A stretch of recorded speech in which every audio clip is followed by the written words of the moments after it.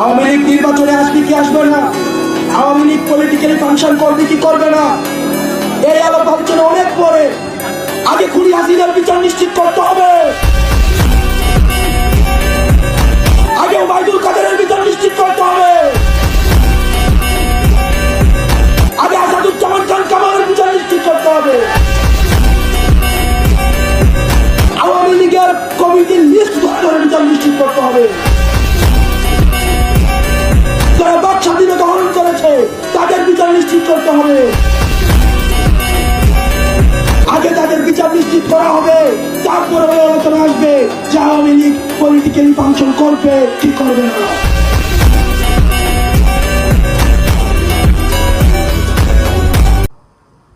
আমাদের কিন্তু সবাই সহ্যগণ্য করবে, আমাদেরকে আওয়ামী লীগও সহ্যগণ্য করবে, আর বিএনপিটা এখনো বোঝা যাইতেছে না, এদেরটা বোঝা যাইতেছে না।